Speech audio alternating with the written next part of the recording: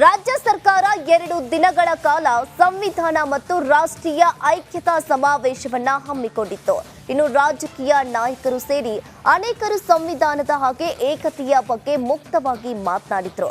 ಆದರೆ ಇದೇ ಸಮಾವೇಶಕ್ಕೆ ಆಹ್ವಾನವನ್ನ ನೀಡಿದ್ದ ಆ ಒಬ್ಬ ಲೇಖಕಿಯಿಂದ ಇಡೀ ಸಮಾವೇಶದ ದಿಕ್ಕನ್ನೇ ಬದಲಿಸಿದೆ. ಈ ಕುರಿತು ಕಂಪ್ಲೀಟ್ ಡೀಟೇಲ್ಸ್ ಇಲ್ಲಿದೆ ನೋಡಿ.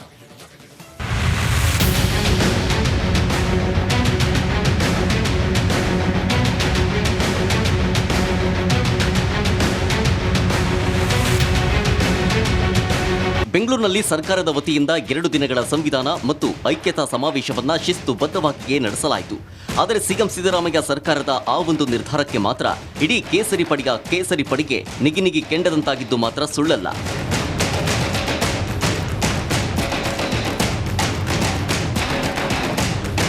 ಹೌದು, ಸಂವಿಧಾನ ಮತ್ತು ರಾಷ್ಟ್ರೀಯ ಐಕ್ಯತಾ ಸಮಾವೇಶಕ್ಕೆ ಲಂಡನ್ನ ವೆಸ್ಟ್ ಮಿನಿಸ್ಟರ್ ವಿವಿಯಲ್ಲಿ ಪ್ರೊಫೆಸರ್ ಆಗಿರುವ ಭಾರತ ಮೂಲದ ಇಂಗ್ಲೆಂಡ್ ಲೇಖಕಿ ನಿತಾಶಾ ಕೌಲ್ಗೆ ಆಹ್ವಾನ ನೀಡಲಾಗಿತ್ತು.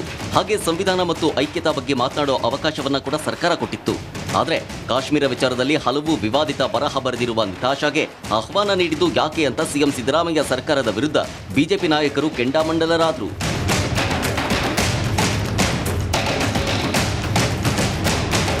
ಇತ್ತ ರಾಜ್ಯ ಸರ್ಕಾರದ ಆಹ್ವಾನದ ಮೇರೆಗೆ ರಾಜ್ಯಕ್ಕೆ ಬಂದಿದ್ದ ನಿತಾಶಾ ಕೌಲ್ಗೆ ಬೆಂಗಳೂರು ಪ್ರವೇಶ ಮಾಡೋದಕ್ಕೆ ಅವಕಾಶ ನೀಡದೆ ಅಧಿಕಾರಿಗಳು ತಡೆದಿದ್ದಾರೆ. ಬಳಿಕ ದೇವನಹಳ್ಳಿ ಏರ್ಪೋರ್ಟ್ನಿಂದಲೇ ನಿತಾಶಾ ಕೌಲ್ನನ್ನ ವಾಪಸ್ ಕಳಿಸಲಾಗಿದೆ.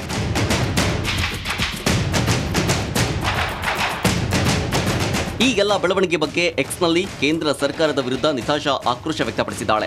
ಮಾನ್ಯತಾ ವೀಸಾ ಜೊತೆಗೆ ಬೆಂಗಳೂರಿಗೆ ಬಂದಿದ್ರು. 24 ಗಂಟೆಯಲ್ಲೇ ಯಾವುದೇ ಕಾರಣ ನೀಡದೆ ನನ್ನನ್ನು ವಾಪಸ್ ಕಳಿಸಲಾಗಿದೆ.